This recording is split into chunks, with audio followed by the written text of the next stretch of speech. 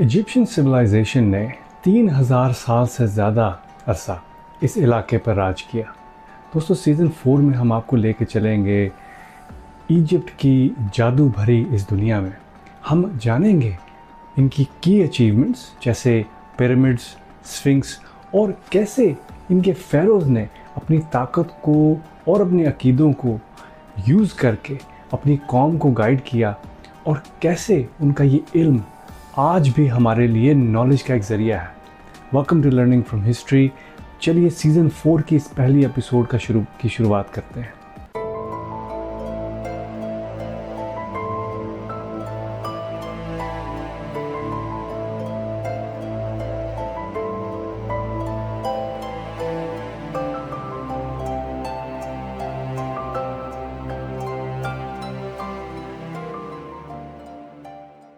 दोस्तों, welcome to learning from history. मैं हूं आपका होस्ट नजम। आज के एपिसोड में हम इजिप्ट के मुख्तलिफ दौर और उनकी टाइमलाइंस को डिस्कस करेंगे। दोस्तों, सीज़न 4 में हम इजिप्ट एज अ होल को डिस्कस करेंगे, तो बहुत ज़रूरी है कि पहली एपिसोड में हम आपको बताएं कि उनकी टाइमलाइंस क्या थी और ईच टाइमलाइन को या ईच दौर को हम इंडिविजुअली भी डिस्कस करेंगे। चलिए स्टार्ट करते हैं प्री हिस्टोरिक इजिप्ट से, जो इसका पहला दौर था। 5500 से 3100 BCE तक ये दौर रहा। इजिप्ट इस दौर में यूनाइटेड बिल्कुल भी नहीं था और छोटे छोटे रियासती शहरों में बटा हुआ था। यहाँ पर मुख्तलिफ कबीलों के लोग बसे थे और इस दौर में इजिप्ट ने खेती बाड़ी और इनके जो लोकल कल्चर्स थे इनकी बहुत डेवलपमेंट देखी। इसके बाद अगला दौर शुरू होता है अर्ली डायनेस्टिक पीरियड का, जो कि 3100 से 2686 BCE तक रहा। दोस्तों, ये दौर शुरू होता है जब किंग नार्मर ने अपर और लोअर इजिप्ट को मिलाया, इस पर कब्ज़ा किया और पहली इजिप्शियन डायनेस्टी का आगाज़ किया। इस दौर में या इस टाइम पे मेम्फिस इस जगह का कैपिटल हुआ करता था। इस दौर में लिखाई का तरीका, जिसको हायरोग्लिफ्स भी कहते हैं, और रॉयल टूम्स बनाने की रिवायत शुरू होती है। इससे अगला दौर शुरू होता है ओल्ड किंगडम का, जो 2686 से 2181 BCE तक था। दोस्तों, इस दौर को एज ऑफ पिरामिड्स भी कहा जाता है, जहां पिरामिड्स ऑफ गीज़ा और स्फिंक्स जैसे मॉन्यूमेंट्स को बनाया जाता है, जो खुफू, खाफरे और मेनकोरे जैसे फ़ेरोज़ जो थे इनके रूल के दौरान बनाए गए। पॉलिटिकल स्ट्रक्चर वाइज मिस्र में इस दौर में एक मरकज़ी हुकूमत हुआ करती थी जो फ़ेरो के अंडर होती थी, लेकिन फ़ेरो ना सिर्फ एक हुक्मरान था बल्कि इसको खुदा का दर्जा भी हासिल था। दोस्तों, ये दौर ख़त्म होता है हुकूमती ताकत कम होने की वजह से। इसके बाद शुरू होता है फर्स्ट इंटरमीडिएट पीरियड। ये है 2181 से 2055 BCE तक। दोस्तों, इस दौर में मिस्र का हुकूमती निज़ाम टूट जाता है और रीजनल हुकूमतें अपने अपनी छोटे छोटे शहरों में सेपरेट हो जाते हैं, बट जाते हैं। ये दौर जंगों और सियासी इंस्टेबिलिटी का वक्त था।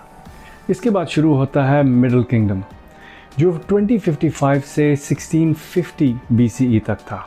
दोस्तों, इस दौर का आगाज़ होता है मेंतुहोटेप II से, जिसने मिस्र को दोबारा से काबू में किया और एक किया और 11th डायनेस्टी का आगाज़ किया।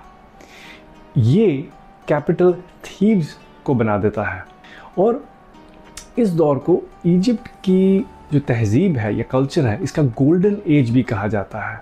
यहाँ पर आर्ट, अदब और सकाफ़त पे बहुत फोकस होता है।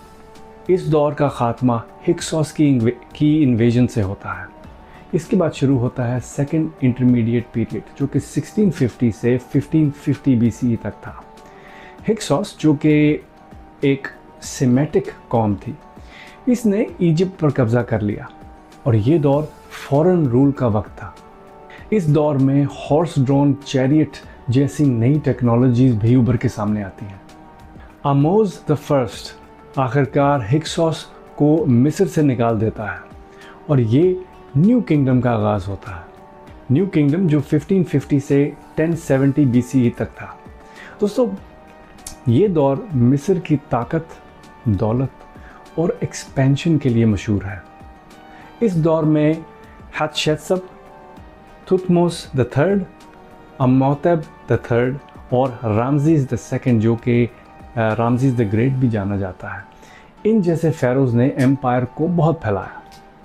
इजिप्ट ने अपनी फ़ौज के ज़रिए एशिया और नूबिया तक अपना इक़्तिदार फैलाया। दोस्तों, इस दौर में आखनातन के रिलीजियस रिफॉर्म्स भी हुए और मशहूर बॉय किंग तुतनखामून ने राज भी किया। और आखनातन की मौत के बाद इजिप्ट को तुतनखामून पॉलीथीज़म की तरफ फिर दोबारा से ले गया। दोस्तों, ये दौर ख़त्म होता है इस किंगडम की ताकत और इन्फ्लुएंस कम होने की वजह से, और ऑल्सो सी पीपल के हमला आवर होने की वजह से भी ये दौर ख़त्म हो जाता है।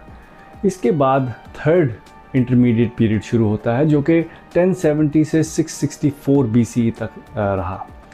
इस दौर में इजिप्ट दोबारा से एक जगह इकट्ठा नहीं हो सकता और कई डिफरेंट छोटे छोटे शहरों में किंगडम्स में बँट जाता है। इस जगह पर ज़्यादातर लिबियन और नूबियन लोगों का राज था।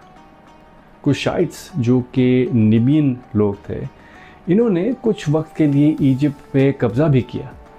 दोस्तों, इसके बाद शुरू होता है हमारा लेट पीरियड, जो कि 664 से 332 BCE तक था।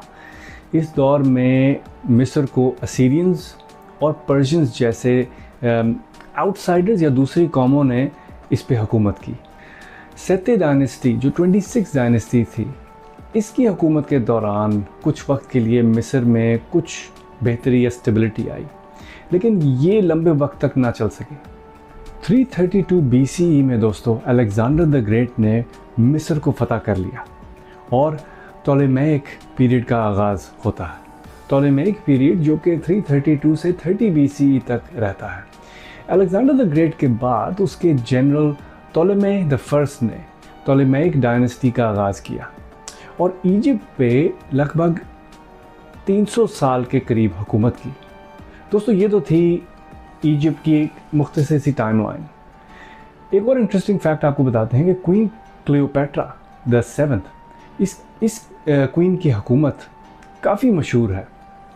उसने जूलियस सीज़र और मार्क एंथनी जैसे रोमन हुक्मरानों के साथ अलायंस भी बनाया, लेकिन फिर ओक्टावियन, जो कि बाद में एम्परर अगस्तस बन गया, इसके हाथ इसने शिकस्त खाई, जिसके बाद मिस्र, इजिप्ट रोम का हिस्सा बन गया। सीज़न 4 की इस पहली एपिसोड में हमें ज्वाइन करने का शुक्रिया। हमने इजिप्ट की टाइमलाइन को एक मुख्तसर तरीके से डिस्कस किया है। गोइंग फॉरवर्ड एपिसोड 2 के साथ जब हम स्टार्ट करेंगे तो हम द प्री हिस्टोरिक इजिप्ट, जो 5500 से 3100 BCE तक था, इस टाइमलाइन को हम लेके चलेंगे और हर टाइमलाइन में कल्चर और रिलीजन के हिसाब से जो इम्पोर्टेंट चीज़ें हुई, जो इम्पोर्टेंट इंसिडेंट्स हुए, उन सब को हम डिस्कस करेंगे। दोस्तों, हमें अगली एपिसोड में ज़रूर ज्वाइन कीजिएगा। Until then, thank you for joining.